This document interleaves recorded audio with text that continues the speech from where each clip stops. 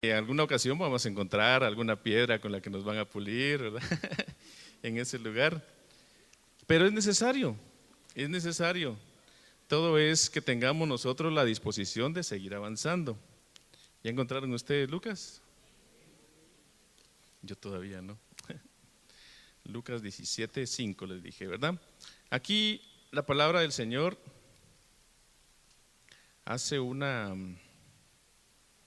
expresa algo que los mismos apóstoles, los hombres que estuvieron junto a nuestro bendito Señor, compartiendo esos 3 años y medio de ministerio, lo vieron como una necesidad en ellos mismos, ¿verdad? Y ellos exclamaron de esta manera, dice, y los apóstoles dijeron al Señor, aumentanos la fe. ¿Cuántos de los que estamos aquí hemos pedido al Señor que nos aumente la fe? El Señor escucha la oración, hermano, por eso es que usted está metido en diversas pruebas, en diversas luchas, porque para que usted logre dar brillo, logre dar fruto en ese aspecto tan importante como es la fe, usted necesita ser trabajado. El hermano Mefra compartía el domingo acerca del hecho de que cuánta necesidad hay en los hijos de Dios de que demos fruto, pero para dar fruto tenemos que ser metidos a un proceso, ¿verdad? Si tenemos el valor de pedirlo, de levantar la mano, es porque el Señor sabe que lo vamos a alcanzar, que no nos vamos a quedar a medias, ¿verdad? Entonces los apóstoles lo vieron como una necesidad y le dijeron, Señor, aumentanos la fe, ¿verdad? Pero ese aumentanos la fe no es aumentanos la fe de la noche a la mañana en un abrir y cerrar de ojos como algo mágico, ¿verdad? Esa parte mágica que el mundo nos ha enseñado de hacer las cosas con un chasquido, ¿verdad? Con una varita mágica, son ideas que el mundo ofrece, pero en el Señor vemos que todo es un proceso. De hecho, la fe tiene un ingrediente, un componente que la hace más especial y es que hay un tiempo para que las cosas se cumplan. Por ejemplo, el libro de Hebreos, acompáñenme por favor a leer Hebreos 11. Ahí la palabra de Dios habla acerca de los hombres y de las mujeres que alcanzaron buen testimonio, dice la palabra, por la fe que ellos tuvieron. Y usted puede leer todos los ejemplos que ahí da la palabra, de hecho, léalo. Dice en el 1, ahora bien, la fe es la certeza de lo que se espera, ¿verdad? Ese esperar en el Señor lleva un tiempo. ¿A cuántos las promesas del Señor les han venido solo con pedirlas? ¿Verdad que no? De hecho, nosotros esperamos, dice la palabra en 2 de Pedro, grandísimas y preciosas promesas, pero ¿cuánto tiempo llevamos de esperarlas? El tiempo que hemos tardado en irlas asimilando, primero en conocerlas, ¿verdad? Cuando nosotros llegamos a los pies del Señor, sabíamos muy poco de Biblia. De hecho, déjenme contarle, tal vez creo que ya se los dije alguna vez o lo he dicho en el discipulado. En el lugar donde yo estudié era un colegio católico y nos hicieron comprar una Biblia, nos pidieron como un libro de texto la Biblia, ¿verdad? Era lo más normal y lo más correcto, como en tercero o cuarto primaria. Pues yo donde quiera andaba cargando mi Biblia, no mucho me gustaba porque era una bibliona muy grande y no tenía ningún dibujito. Siendo uno niño, lo primero que le busca son los dibujos, ¿verdad? Por eso tan bonitas son las Biblias más modernas, porque tienen dibujitos ahí que lo van ilustrando a uno. Era muy rudimentaria, dirían ustedes. Pero la anduve cargando por mucho tiempo. Y a los 21 años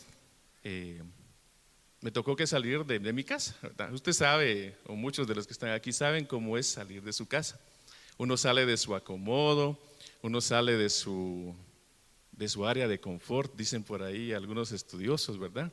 Cuando uno sale de eso, de hecho en el Señor ocurre, cuando uno sale de un área de confort, un área donde se encuentra bien, donde se encuentra estable, donde se encuentra como cubierto, uno empieza a experimentar, no digamos la soledad, sino que empieza a experimentar el hecho de enfrentar las cosas por uno mismo, ¿verdad? De hecho, hay muchas anécdotas que le puedo contar de esos meses que estuve fuera de mi casa. Pero una de las cosas que el Señor me permitió,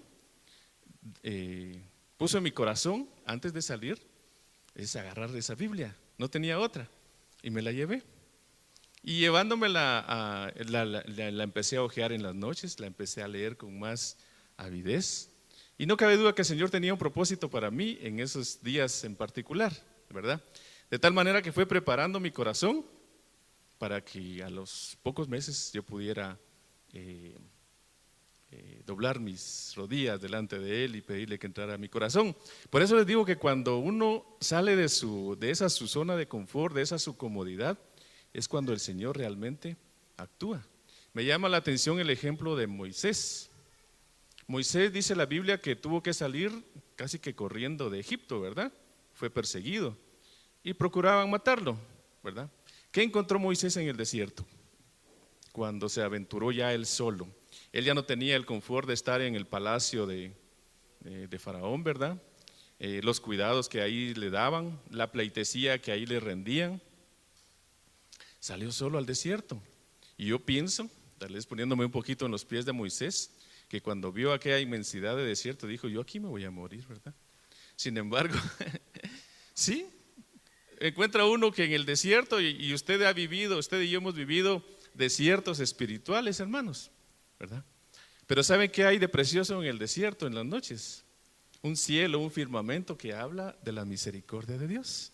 Por eso cuando nosotros vayamos en un desierto, cuando vayamos, sintamos que vamos caminando en un desierto, no dejemos de levantar nuestros ojos hacia el cielo, ¿verdad? Dice la Biblia, para ver de dónde viene nuestro socorro, ¿verdad? Entonces, esas cosas son las que van afirmando nuestro corazón, ¿verdad? El día de hoy o en estos tiempos, las cosas se han puesto muy complicadas a nivel mundial, ¿verdad? A nivel general. Usted se da cuenta que la situación política, la situación económica, los niveles de violencia pues han alcanzado algunos niveles muy, muy fuertes. Y me venía a la mente el pasaje de segunda de Pedro, capítulo 2, me parece que es, si usted me acompaña a leer. Vamos a ver. Cuando habla acerca del justo Lot. Vamos a ver, sí. Dice el verso capítulo 2, verso 8. Porque ese justo, hablando de Lot, 2:8 de segunda de Pedro, dice, por lo que veía y oía mientras vivía entre ellos diariamente, sentía su alma justa, atormentada por sus hechos inicuos.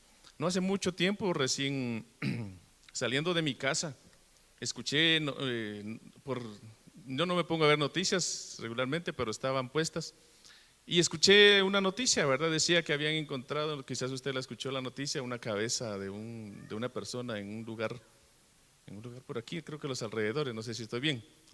Pero realmente esas cosas, no, frente a un muerto frente a una iglesia y una cabeza por otro lugar. Pero ese tipo de cosas son cosas que se salen de lo común, que se salen de lo natural, ¿verdad? Son cosas que pasan, hechos violentos, que para el corazón de cualquier cristiano, para todo hijo de Dios, son cosas preocupantes, ¿sí o no? ¿Verdad? Son cosas que preocupan. De hecho, no deben ser cosas a las cuales nosotros nos debemos acostumbrar, hermanos, sino que todos los días que veamos una noticia, una mala noticia, de hecho todos los días hay, ¿verdad? Malas noticias, orémosle al Señor, Señor, ven pronto, ¿verdad? Ven pronto, porque para nosotros es estar como afligidos a la manera de Lot. De hecho, no podemos salir corriendo de este mundo, ¿verdad? Lo que sí les digo es que cuando cantemos esos cantos, como dicen, me liberó su poder, ¿verdad?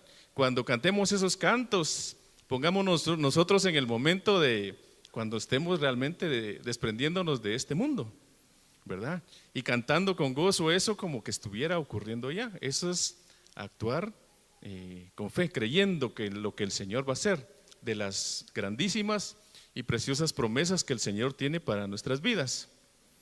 Acompáñeme por favor a leer Mateo 14:26.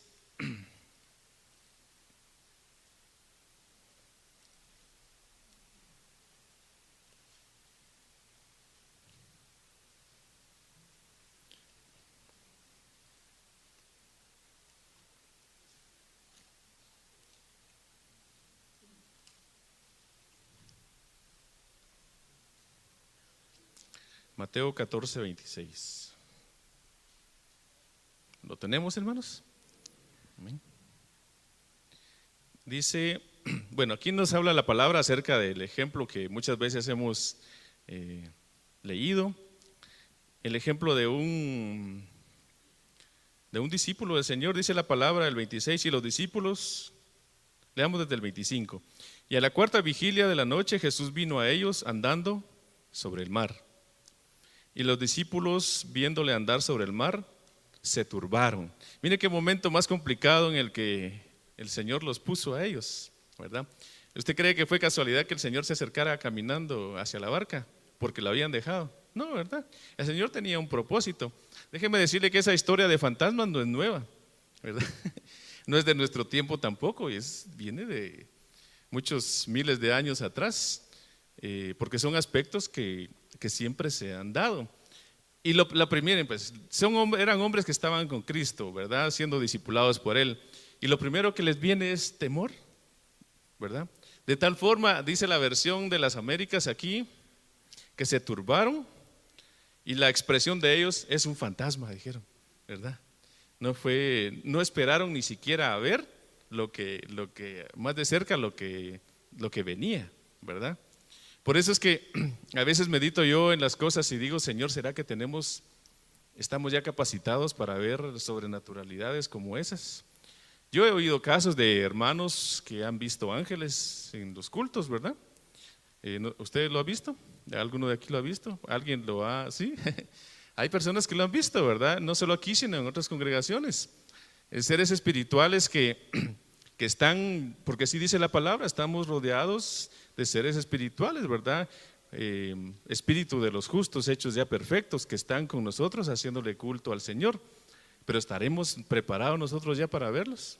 Pregunto. ¿O caeremos redondos aquí si logramos, si vemos algo? Vaya, si nos logramos levantar, ¿verdad? Pero dice la palabra aquí, ellos gritaron en lugar de pedir auxilio, es un fantasma, dijeron, ¿verdad? Y de miedo se pusieron a gritar. Mire cómo las mismas emociones con las que nuestra alma fue formada, aún desde el vientre de nuestra madre, nos meten en complicaciones, porque ellos no vieron, no tuvieron el tiempo de razonar en la espiritualidad de aquel momento, sino que lo que hicieron fue turbarse, ¿verdad? ¿De qué manera nosotros actuamos cuando estamos sometidos a una situación que nos mete en conflicto? ¿De qué manera nosotros reaccionamos? ¿De qué manera nosotros actuamos en el momento de la prueba? ¿Verdad? Una de las cosas que yo le agradezco al hermano Alex, de los muchos consejos que él nos ha dado en lo público y en lo particular, es de que cuando estemos en momentos de situaciones difíciles no tomemos ninguna decisión. No es el mejor momento para tomar decisión, ¿verdad? Y es una de las cosas que el Señor ha puesto en mi boca en algunos hermanos con los que en algunas ocasiones compartimos un tiempo de ministración, porque estando en el momento de la prueba uno no puede ver ni tomar bien una decisión, ¿verdad? Especialmente como que fuera que aquel que lo están zambullendo en el agua, ¿verdad? Lo zambulle en el agua y en qué momento empieza a ver bien otra vez, ¿verdad? No es así de fácil, por eso es que hay que tomarse un tiempo para tomar decisiones, especialmente cuando son delicadas, ¿verdad? Dice la Biblia entonces, y tuvieron miedo y se pusieron a gritar. Pero vino la ministración del Señor en ese momento y le dijo, Jesús les habló diciendo, tened ánimo, soy yo, no temáis, ¿verdad? Y respondiéndole Pedro dijo, Señor, si eres tú, mándame que vaya a ti sobre las aguas. Mire la actitud de un Pedro que se sobrepuso rápidamente al momento, ¿verdad? A mí me gusta mucho leer acerca de Pedro y ese carácter de ese varón. Era un hombre, deja entrever la Biblia, un hombre que como que era aventado, ¿verdad?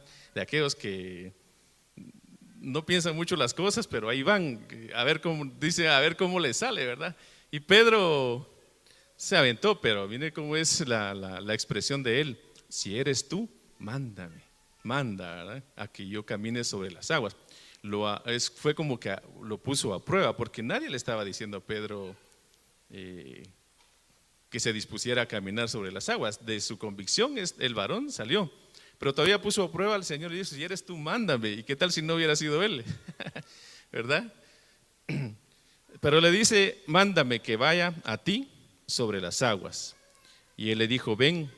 Y descendiendo Pedro de la barca caminó sobre las aguas, y esa fue la afirmación de que era el Señor. Pero dice también: y fue hacia Jesús. Sin embargo, pasó algo en el momento en el que él se bajó de la barca. Perdió la vista, perdió la visión de hacia quién tenía que ver, hacia quién tenía que mantener enfocados sus ojos. Porque dice que él lo que hizo fue, viendo la fuerza del viento, ¿qué pasó? Volvieron a salir las emociones que muchas veces gobiernan nuestra alma, ¿verdad? Dice: tuvo miedo, ¿verdad? Todos los que estamos aquí de alguna manera tenemos miedo, ¿sí o no? En alguna otra circunstancia la hemos tenido, hermano. Quizás los más vividitos ya no somos como cuando éramos niños, ¿verdad?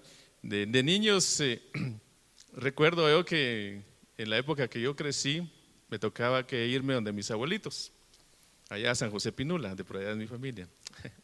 Pero en esos lugares no había luz eléctrica todavía, en esos tiempos, imagínense ustedes. ¿De cuánto será el hermano? Dirán ustedes, ¿verdad? No había luz, hermanos. Lo que hacían en las casas eran poner candelas, bocotes encendidos en ciertos lugares para que no se quemaran, ¿verdad? Pero díganme ustedes, si uno quería salir a la vuelta de la casa siquiera en la noche, no salía uno si no iba acompañado de un mayor, ¿verdad? O sea, no era también tan aventado uno de decir: me voy a ir a caminar, salvo que fuera uno en grupo con sus primos. O sea, eso es algo que sí hacíamos, ¿verdad? A veces nos aventurábamos a caminar por ahí cerca en los alrededores de la casa. Pero les hacía referencia a esto porque hay cosas y hay emociones que han estado en el alma de uno y que se han ido en cierta forma. La madurez que le da a uno la vida dice: pues estas cosas ya no son para tener ese tipo de temor, ¿verdad? Pero siempre hay temores, hay situaciones en la vida de uno que en un momento lo pueden destantear y tomar decisiones equivocadas, de tal manera que perdemos la vista, depende de la situación, de hacia quién tenemos que ver. De hecho, todos los días de nuestra vida, al momento de levantarnos, ¿usted tiene fe de que se va a levantar el día de mañana? ¿Sí? Eso es fe, hermanos, eso es fe. Le digo, eso es fe porque solo Dios sabe, ¿verdad? ¿Sí? Entonces, pero este varón dice, tuvo miedo y empezando a hundirse gritó diciendo: Señor, sálvame. ¿Y el Señor lo dejó ahí hundiéndose? No, ¿verdad? El Señor vino y lo sacó nuevamente y lo puso en el lugar. Nosotros podemos, hermanos, estar confiados de que el Señor está siempre al tanto de nosotros, ¿verdad? De tal manera que nos va a sacar de una situación difícil. Pero cuando lo estamos viviendo, no lo pensamos de esa manera, ¿verdad? Por eso es que es la importancia de que nosotros debemos de seguir creciendo en esta virtud tan preciosa que es la fe. De hecho, está también enmarcada dentro de los frutos que debe de dar un cristiano, ¿verdad? Por eso es que no se sorprenda usted de las situaciones que vive. Ni hay despropósito en nada de lo que nosotros estemos viviendo, sea la situación que sea, siempre y cuando usted esté viviendo en el temor de Dios. Acompáñeme por favor a leer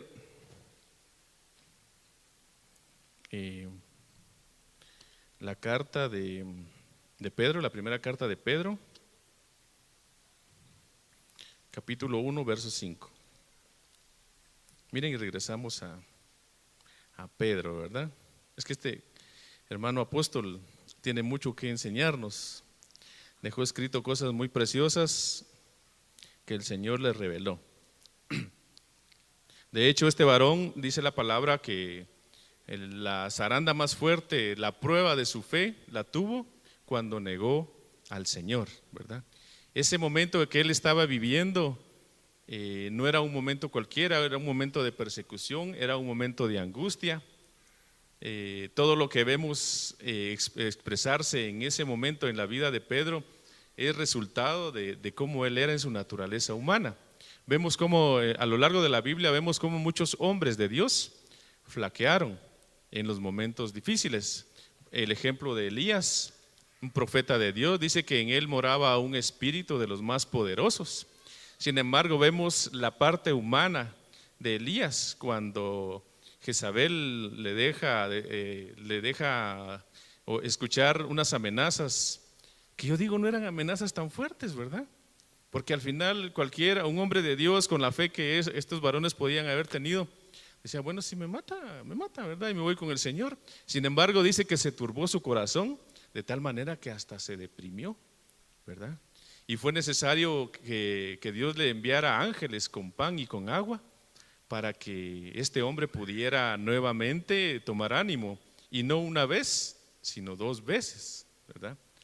Pedro de la misma forma fue zarandeado duramente, y no fue una zaranda así de las suavecitas que nos toca vivir a nosotros, ¿verdad?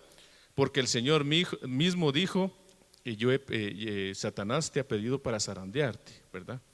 Pero en el momento de la prueba el Señor iba a enviar su fortaleza, de tal manera que él logró salir de esa zaranda, pero con una enseñanza en su vida que definitivamente lo cambió totalmente. Dice la palabra del Señor en el capítulo 1, verso 5.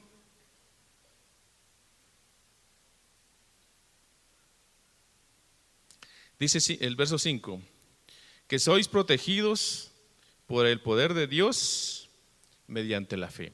Uno de los temores más grandes que el hombre tiene es acerca de su vida, ¿verdad? Posiblemente uno en la comodidad de su casa. El otro día yo les hacía una analogía, ¿verdad? Que uno puede sentirse seguro en ciertos y determinados lugares. ¿Quién de ustedes sería el valiente de irse caminando a pie hasta su casa? Lo pensaría 2 veces, ¿verdad? Quizás hasta llamaría un taxi o algún conocido amigo antes de irse para su casa. Hay hermanitos que se van a pie, eso también no lo dudo, ¿verdad? Pero pasar en ciertos lugares y de noche ya lo pone a uno en complicaciones. Sin embargo, la palabra de Dios habla acerca de que hay una protección que viene sobre los hijos de Dios por el poder de Dios mediante la fe. De hecho, la fe, dice la palabra en el libro de Efesios, en la carta de Efesios, perdón, que es para nosotros como un escudo, ¿verdad? Nosotros, hay unas palabras del Señor que dice, a ver si usted me ayuda, no temáis al que es capaz de matar el cuerpo, ¿verdad? Sino al que es capaz de matar el alma y el espíritu, ¿verdad? Creo que así son las palabras, si no estoy mal, ¿verdad? La palabra de Dios dice en Efesios que parte de la armadura que uno debe tener como un hijo de Dios es un escudo, ¿verdad? Antes, la analogía que lo toman es de los tiempos antiguos, cuando los hombres salían a la guerra y como parte de su implemento de guerra era un escudo, ¿verdad? Entonces el escudo le servía para evitar las flechas hasta cierto punto, las lanzas hasta cierto punto, era lo que se conocía en ese momento. Pero para nosotros, como hijos de Dios, necesitamos seguir manteniendo ese escudo. El hermano pastor decía, no se imaginen un escudito como el del Capitán América, decía que todavía es chiquito, comparado con el escudo que el Señor es capaz de poner a nuestro alrededor, sino piense más bien en una burbuja que lo cubre a usted de los pies a la cabeza. Si nuestra fe es tan grande, es tan fuerte, como para decir que mi escudo es de ese tamaño, gloria a Dios, ¿verdad? Pero si nuestra fe es tan pequeña como para decir, es un escudito como de juguete, tenemos problemas. ¿Por qué razón? Porque en algún lugar los dardos del enemigo pueden lograr y penetrar. ¿Por qué lo plantea así la palabra de Dios? Porque si hay algo fuerte y algo poderoso, son las acechanzas espirituales que el enemigo puede poner, ¿verdad? De tal manera que nosotros debemos de ser cuidadosos y de seguir creciendo en estos aspectos relacionados a la fe. Leamos lo que dice el verso 9 ahí adelantito, siempre en Primera de Pedro.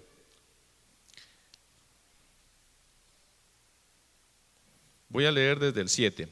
para que la prueba de vuestra fe, más preciosa que el oro que perece, aunque probado por fuego, sea hallada como resultado en alabanza, gloria y honor en la revelación de Jesucristo. Vean ustedes hasta dónde debe llegar nuestra fe. A quien sin haberle visto, le amáis. ¿Amamos nosotros al Señor, hermanos? Amén. ¿Hasta el punto de aborrecer el pecado? Todavía no, ¿verdad? Parte del problema que nosotros tenemos como hijos de Dios es que el pecado, no, bien lo han planteado algunos hermanos, no es algo totalmente aborrecible, aunque el Señor lo aborrece. Puede ser en cierta forma deleitoso y no hablemos solamente de cuestiones inmorales, ¿verdad? Muchas veces en el hablar,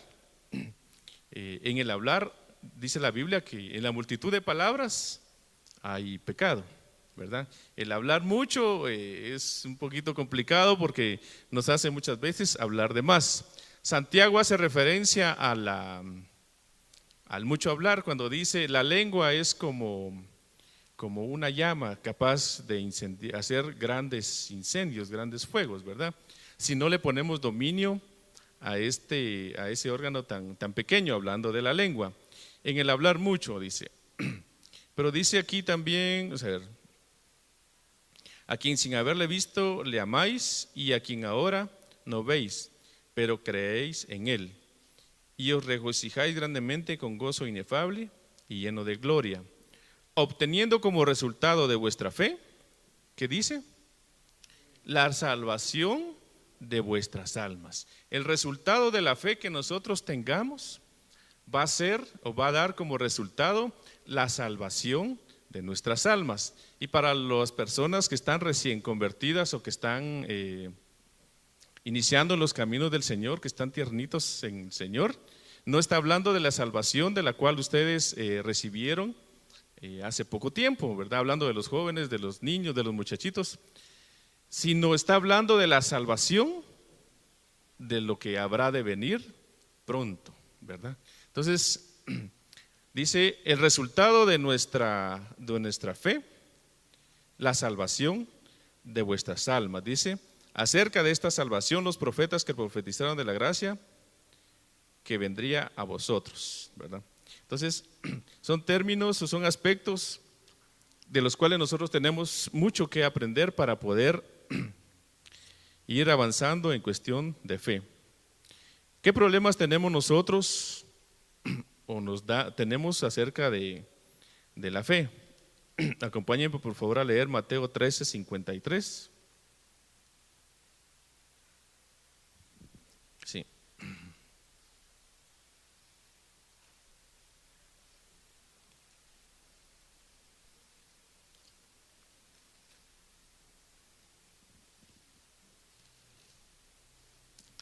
¿Cómo están las persianitas? Ya medio cerradas. En algunos casos ya cerradas, dicen. No se preocupe, hermano. No me voy a extender mucho hoy. Pero dice Mateo 13:53. ¿Lo tenemos? Dice por aquí: y sucedió que cuando Jesús terminó estas parábolas, se fue de allí. Y llegando a su pueblo les enseñaba en su sinagoga, de tal manera que se maravillaban y decía: ¿dónde obtuvo esta sabiduría y estos poderes milagrosos? El pueblo de Israel, lamentablemente para ellos, gracias a Dios por nosotros, dice por ahí un pasaje de la Biblia que lo que a Israel le aconteció para la gentilidad fue de bendición, ¿verdad? Y es que aunque ellos pudieron ver y experimentar grandes milagros que estaban ocurriendo ahí, porque estaba en medio de ellos el consumador, el dador de la vida, el consumador de la fe, no le creyeron a lo que él hacía. Dice este pasaje más adelantito: ¿dónde obtuvo esta sabiduría y estos poderes milagrosos? Es como el que va a la universidad, se gradúa, saca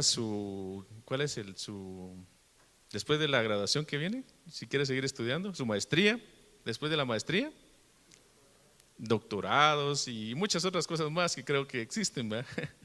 Pero es como el que pone su confianza en lo que ha obtenido, en los títulos.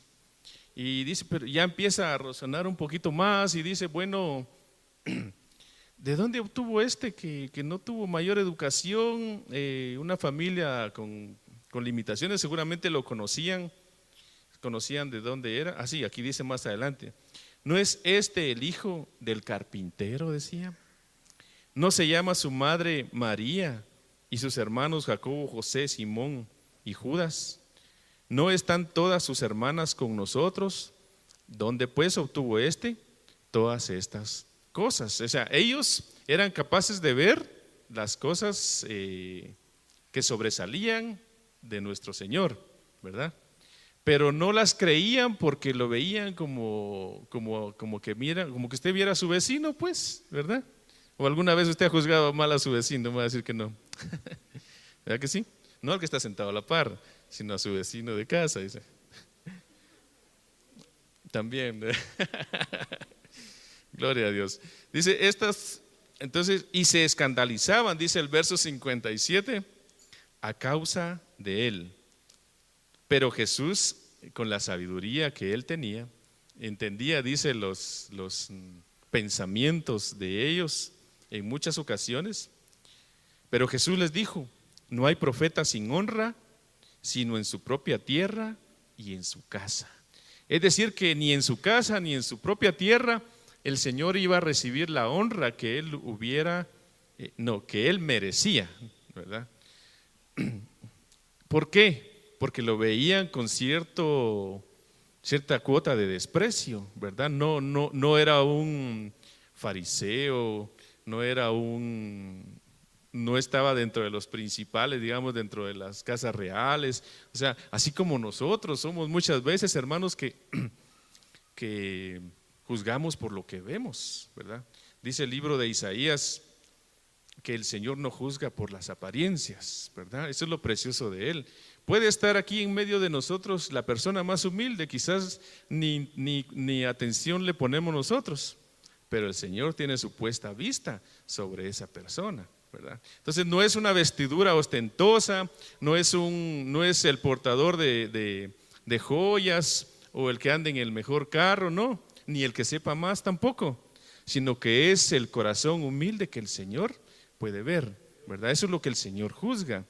De tal manera que el Señor en ese momento dijo, no hay honra para el profeta en su propia tierra ni en su propia casa, ¿verdad? Eso que nos dejó, ¿qué enseñanza nos deja?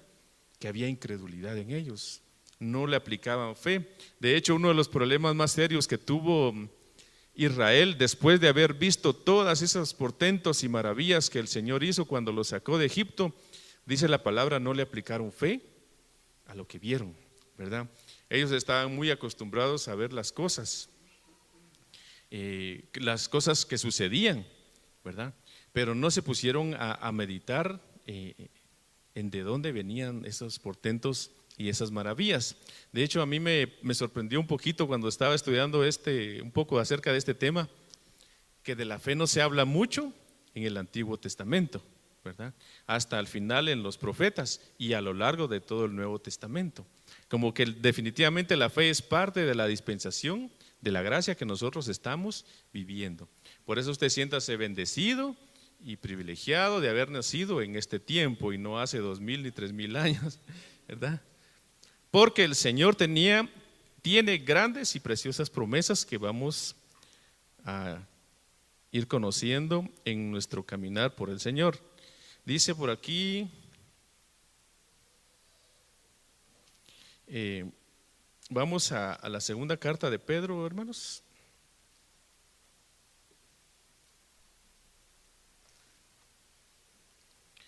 Porque no quiero dejar de pasar por alto ese pasaje que nos ayuda a nosotros a entender y a comprender muchas cosas también. Vamos al primer capítulo de esta epístola de San Pedro. San Pedro, le dije, ¿verdad? ¿Sí? Segunda de Pedro, capítulo 1, sí. Dice este pasaje, el verso 1, Simón Pedro, siervo y apóstol de Jesucristo, a los que han recibido una fe como la nuestra. Pedro estaba hablándoles ya no solamente a sus hermanos judíos, aunque era siervo para los judíos, apóstol para los judíos, pero él ya estaba expresando algo mucho más grande de lo que él tenía. Él estaba refiriéndose, dice ahí, a los que habían recibido una fe como la que él ya había recibido. De hecho, usted y yo sabemos que la fe no es algo terrenal, no es algo que uno pueda obtener de esta tierra, sino que viene del cielo. El día que usted se convirtió al Señor es porque el Señor derramó fe sobre su vida, ¿verdad? Y la sigue recibiendo hasta el día de hoy. Dice entonces, como la nuestra, mediante la justicia de nuestro Dios y Salvador, Jesucristo. Entonces dice más adelante el verso 3, pues su divino poder nos ha concedido todo cuanto concierne a la vida y a la piedad, mediante el verdadero conocimiento de aquel que nos llamó por su gloria y excelencia. Y dice, voy a regresar un poquito, por la vida y la piedad, por medio de las cuales nos ha concedido sus preciosas y maravillosas promesas, ¿verdad? Hay sobre la vida de los que estamos en este lugar, hay preciosas. Otra versión, aquí dice maravillosas, pero otra versión dice grandísimas promesas, a fin de que por ellas lleguéis a ser partícipes de la naturaleza divina. Es decir, que nosotros no nos vamos a quedar con esta naturaleza humana que hoy tenemos y que nos mete en tantas complicaciones, sino que por esas promesas que el Señor tiene para nosotros, nos va a hacer partícipes de la naturaleza divina. Dice, habiendo escapado de la corrupción que hay en el mundo por causa de la concupiscencia. Verso 5, por esta razón también, obrando con toda diligencia, añadid a vuestra fe, ¿qué dice? Virtud. Fíjense que de aquí en adelante este pasaje habla de 8 aspectos que uno tiene que ir poniendo sobre la base de la fe. De hecho, la palabra virtud, que es la segunda aquí mencionada, no da mucha claridad al respecto, y en cierta forma me metí un poquito a investigar o a leer acerca de ella, pidiéndole al Señor que me ayudara a entenderla un poco mejor. Fui a un diccionario que decía, ¿qué es virtud? Dice disposición habitual para hacer el bien, pero hay otra que dice capacidad que tiene una persona de producir un efecto positivo, ¿verdad? Cuando la Biblia habla acerca de una mujer virtuosa, ¿quieren que lo leamos? ¿Qué resultado da una mujer virtuosa, hermanos? A ver, mujeres virtuosas en este lugar, ¿qué resultado dan en su casa? ¿Cuántas mujeres virtuosas hay aquí? Levanten la mano. Levanten la mano. Proverbios 31 habla acerca de las mujeres, somos mujeres virtuosas en potencia, digan ustedes. No, hombre. Créanle en la palabra del Señor. Solamente apliquemos lo que aquí dice. Leamos lo que dice Proverbios 31.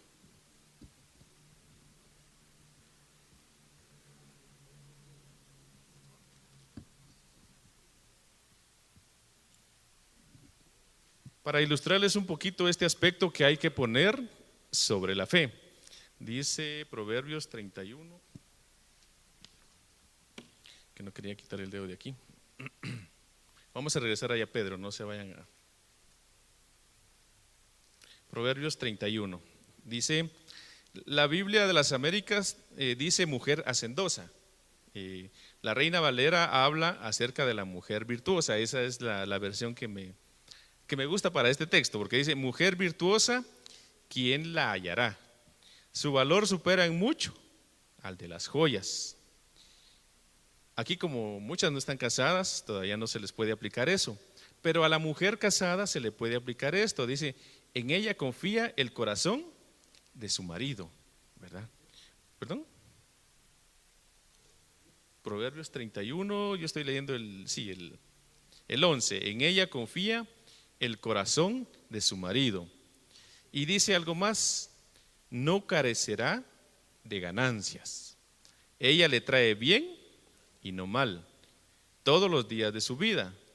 busca lana y lino, y con agrado trabaja en sus manos. Es decir, todo lo que una mujer virtuosa puede hacer en su casa es agregarle ese efecto positivo a la vida. Entonces, la virtud viene siendo como lo que le agrega un efecto positivo aún mayor a la misma fe. De tal manera que esta ilustración pues nos hace ver, véalo usted de esta manera, yo lo tengo anotado aquí, virtud como excelencia, es decir, algo que la hace sobresalir un poco más, es como que fuera un brillo adicional. Si nosotros vemos a la mujer en un hogar, en una casa, realmente la que le da ese brillo a la casa es la mujer. En la casa de mis papás, te voy a mencionar por aquí, siempre ha habido un pleito, ¿verdad? A mi mamá le gustan las flores y donde quiera que ella puede, le pone flores, pone sus macetas, ¿verdad? Mi papá ha sido así más simple, ¿verdad? Él quisiera ver todo limpio, todo sin monte, dice él, ¿verdad? Entonces, ese ha sido el pleito con mis papás. Decían, no, que ya tenés otra maceta puesta ahí. Le dice, sí, pero se mira bonita, le dice mi mamá, ¿verdad? O sea, solo para ilustrarles el brillo que una mujer es capaz de darle a su hogar. El otro día hay una señora donde yo paso a comprar tamales. Doña Olguita, ¿usted la conoce? Son buenos tamales, hermanos, por cierto. Son muy ricos, los hemos probado en el discipulado. Y si quiere llegar al discipulado también nos avisa para comprar. No, pero los tamalitos de ahí son muy ricos. Pero un día llegué a comprarle tamales, de las primeras veces que fui a verla, y me llamaba la atención la forma tan bonita que tiene su jardín. No es un jardín grande, es un garage, y tiene unas plantas bien verdes, bien frondosas, que no se encuentran en cualquier lado, ¿verdad? Y nos pusimos a platicar. A mí me gustan también las flores, eso lo heredé de mi mamá.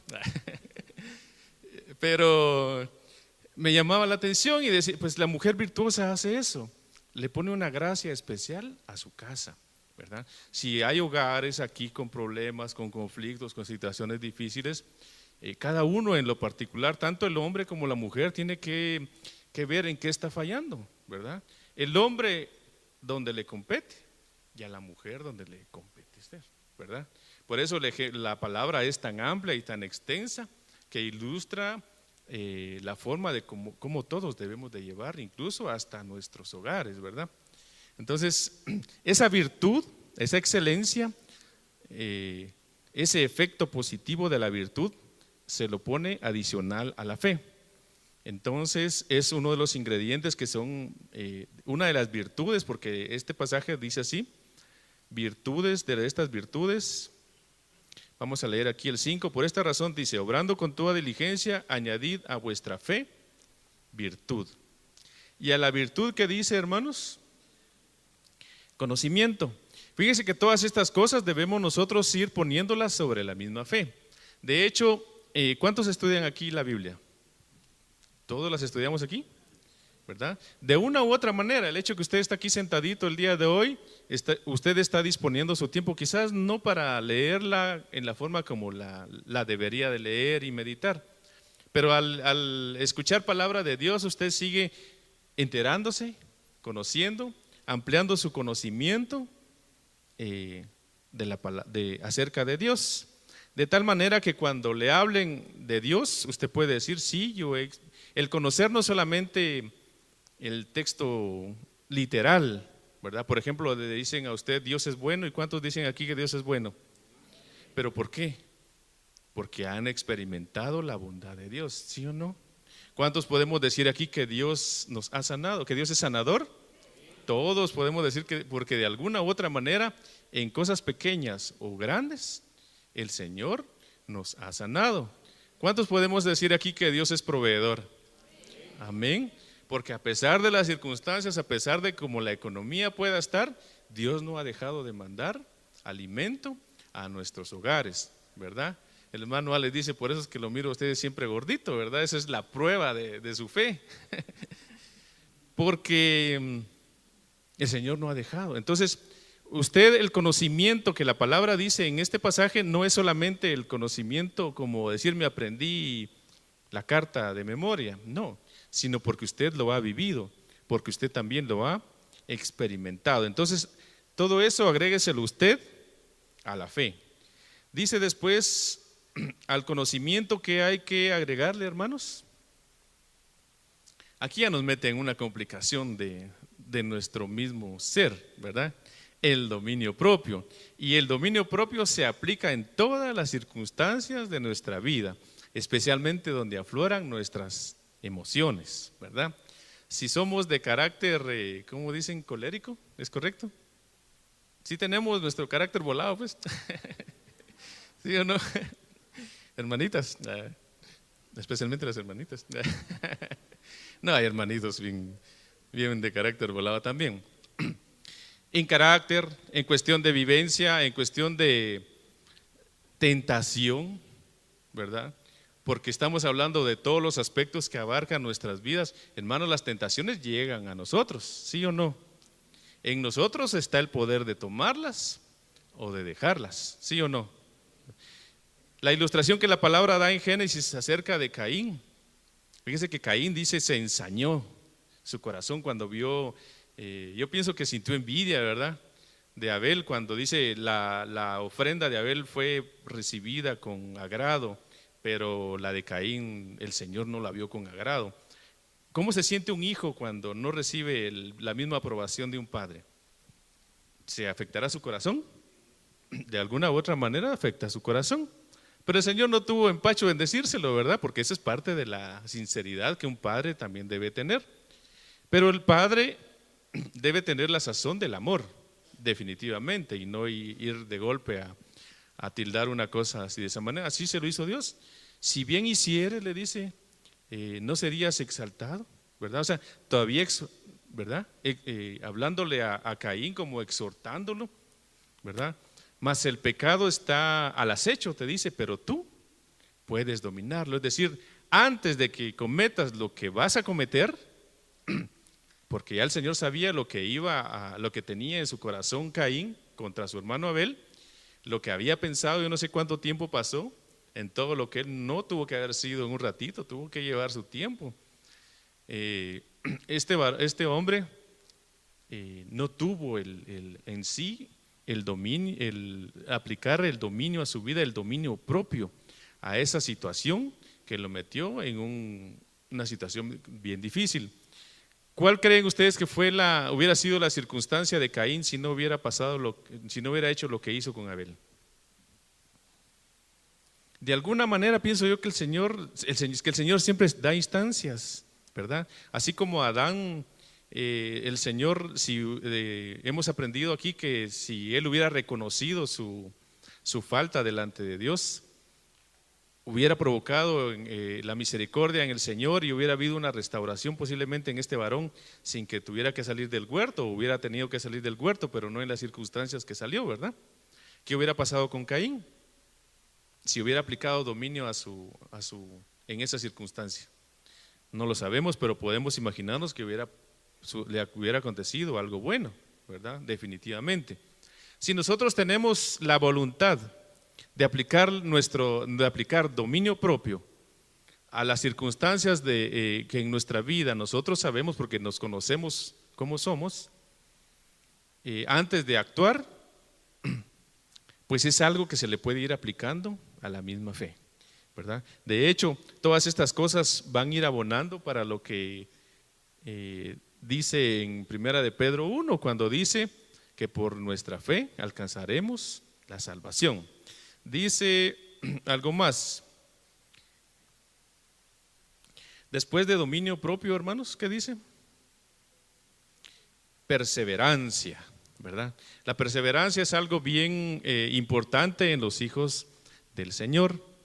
Hoy podemos estar aquí y el día de mañana posiblemente ya no podemos estar, pero la circunstancia que nos lleva a no perseverar es la parte que nosotros debemos de examinar y pedirle al Señor que siempre ponga en nuestro corazón el deseo de seguir perseverando. Nuestro Señor Jesucristo dijo unas palabras que a mi modo de ver, son importantes que uno siempre las tenga presentes. Cuando él dijo, mas el que persevere hasta el fin, ¿verdad? No se trata de que tengo 25 años de ser cristiano y al año 26 me aparto. No. ¿Cómo vamos a terminar nuestra carrera? Teníamos que terminarla perseverando. Así debería de ser. Por la bendita gracia y misericordia que el Señor nos ha dado cuando vamos a orar por alguna persona que está enferma, a mí me ha llenado de gozo el ver cómo las mismas personas que están en la condición de enfermos le ministran a uno gozo, ¿verdad? Tuve la oportunidad en una ocasión con un hermano anciano de ir a visitar a un enfermo. Y este hermano nos trasladó palabras de aliento, palabras de fortaleza. Yo lo pensé, pero no se lo dije, ¿verdad? Este hermano como que ya se va a ir. Pero estaba bien fortalecido, ¿verdad? Eso es lo importante, hermanos. Tal vez la circunstancia no era la mejor. La enfermedad, pues al final es un medio por el cual el Señor también permite que salgamos, ¿verdad? Hasta ahí se terminó, es como dar un grado, subir una grada más en una circunstancia donde se necesita que se terminen de sacar aquellas cosas que están todavía ahí en nosotros, que es mejor que salgan antes de que nos vayamos, ¿verdad? Y no tengamos que pasar esa parte complicada de la agonía, aún en la agonía. Pero el hermano nos trasladaba un mensaje que fortalecía nuestro corazón. Entonces dice uno, esta gente es de la que la Biblia dice que persevera hasta el fin, ¿verdad? Que el Señor nos encuentre a nosotros perseverando hasta el fin, ¿verdad? No que no nos vayamos a equivocar, ¿verdad? Pero tenemos la instancia de que de parte de Dios podemos levantar nuestras manos y pedir perdón ante cualquier circunstancia que se pueda dar. Amén. Agreguemos un poquito más aquí. Después de la perseverancia, la piedad. La piedad, dice la Biblia, que es un misterio, el misterio de la piedad, ¿verdad? Pero que le da una amplia entrada a los hijos de Dios cuando logran entrar o penetrar aún más en ese misterio de la piedad. A la piedad hay que agregarle fraternidad, que es la convivencia entre hermanos. El hermano Efra nos decía el día domingo, ¿verdad? Acerca de cómo era que la iglesia ¿por qué la iglesia primitiva, así es mencionada en algunos textos? Porque es que la iglesia primitiva podía ver ese crecimiento, esos prodigios y esas maravillas. Había mucha fraternidad entre los hermanos, había mucho cuidado de unos por los otros, ¿verdad? De tal manera que dice, vendían todas sus propiedades y ¿qué era lo que hacían?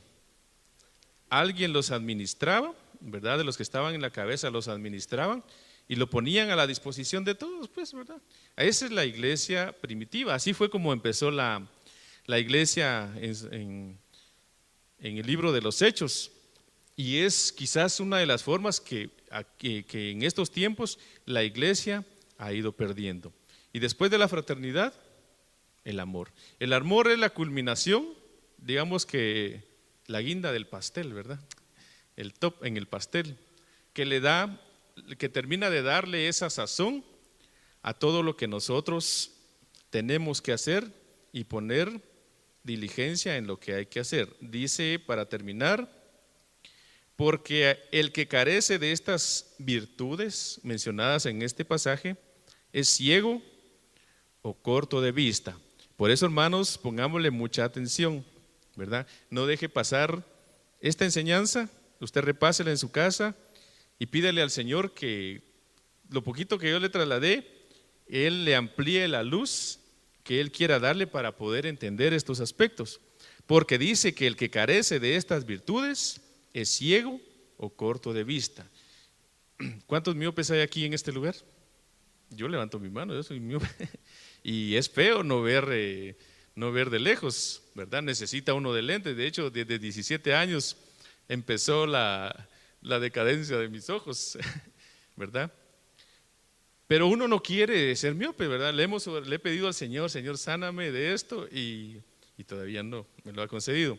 Pero el ser corto de vista en lo espiritual lo mete a uno en serias complicaciones. Dice, o corto de vista, habiendo olvidado la purificación de sus pecados pasados. Entonces, hermanos, es algo en lo que nosotros debemos de ponerle mucha atención. Terminamos con este pasaje. Así que, hermanos, sed tanto más diligentes para hacer firme vuestro llamamiento y elección de parte de Dios. Porque mientras hagáis estas cosas, nunca tropezaréis, pues de esta manera os será concedido ampliamente la entrada al reino eterno de nuestro Señor Jesucristo. ¿Cuántos queremos entrar al reino eterno de nuestro Señor Jesucristo? Esas manos levantadas, así como niños de parvulitos. Todos anhelamos entrar, pero mire cómo es aquí, una amplia entrada, ¿verdad? Es decir, que va a estar abierto para nosotros un portón ancho por el cual nosotros podemos entrar. Si todos en este momento dispusiéramos a salir por esta puerta pequeña, yo sé que nos costaría. Por la otra puerta más grande, pues es un poco más difícil. Si nosotros aplicamos nuestro corazón a todas estas cosas que fueron solamente en esta noche mencionadas, la Biblia lo dice de esa manera y nosotros creemos a lo que está escrito en su palabra, ¿verdad? De tal manera que dice, alcanzaremos grandísimas y preciosas promesas que el Señor tiene para nuestras vidas. Amén. Así que yo le voy a pedir que cierre sus ojos en esta noche una vez más, un momentito más, o que los abra, si alguien los cerró, para que podamos orarle al Señor y pedirle que, si usted quiere levantar sus manos delante de Él, hágalo con la convicción de decirle, como le dijeron aquellos discípulos al Señor, aumentanos la fe, ¿verdad? Aumentanos la fe. Padre, en el nombre de Jesús, delante de tu presencia, Señor, hemos estado en esta noche. Una vez más estamos agradecidos, Señor, por habernos dado la vida hasta este día, hasta este momento, Señor. Yo sé que tus planes son de bien sobre nosotros y no de mal. Yo sé, Señor, que hay grandes promesas para tus hijos que nosotros tenemos que alcanzar, Señor. Gracias por habernos dado ese derecho, Señor, de ser ahora tus hijos, habiendo creído en Cristo Jesús. Señor, aumentanos la fe. Que nuestra fe sea como ese aceite, Señor, que necesitamos para cuando venga el novio, Señor, cuando venga nuestro amado. Que nos alcance, Señor, la fe para alcanzar esa promesa tan grande, Señor, que dice tu palabra. Los muertos en Cristo, dice, resucitarán primero, pero los que habremos quedado seremos transformados. Señor, es el tiempo de que vivamos por fe y no por vista. Por eso te pedimos, Señor, en esta noche que ministres nuestros corazones, Señor. Continuamente nos habla, Señor, en profecía acerca de que debemos de mantener nuestras vestiduras limpias, de que no debemos apartar nuestra vista de ti, Señor. Y eso es lo que queremos hacer, Señor. Ayúdanos, Señor, a caminar el trecho que nos hace falta. Yo sé que tu venida está pronta, Señor, y los que estamos en este lugar anhelamos tu venida, Señor. Pero queremos estar preparados. Queremos estar listos, Señor. Queremos alcanzar esas promesas grandes y maravillosas que tienes para nosotros. Te lo pedimos, Padre, en el nombre de Jesús. Gracias, Rey. Bendeciré al Señor, Dios de mi salvación. Él ha sido tan bueno para mí. Bendeciré al Señor, Dios de mi salvación. He puesto mi esperanza en Él. cántaselo con convicción a Él. En el día de angustia, en Él esperaré. Y en el día de felicidad, también me buscaré. Díselo. En todo tiempo y en todo lugar. Alza tus manos y bendícelo. Bendeciré a mi Señor.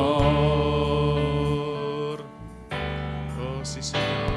Bendeciré al Señor,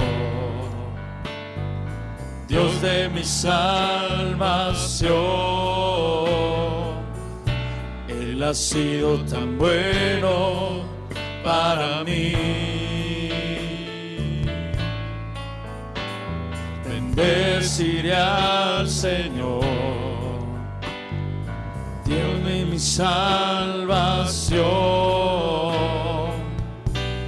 He puesto mi esperanza en Él. Y en el día de angustia, en Él esperaré. Y en el día de felicidad, también le buscaré. En todo tiempo y en todo lugar, bendeciré a mi Señor.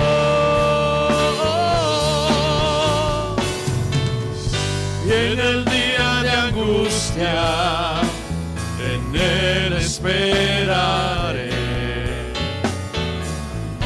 Y en el día de felicidad, también le buscaré. En todo tiempo y en todo lugar, bendeciré a mi Señor. Y en el día de angustia, y en el día de angustia, en Él esperaré. Y en el día de felicidad, también le buscaré. En todo tiempo y en todo lugar, bendeciré a mi Señor.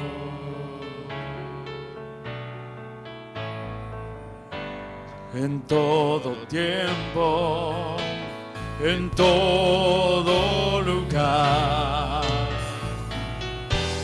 bendeciré a mi Señor. En todo tiempo, en todo tiempo y en todo lugar, y en todo lugar, bendeciré a mi Señor.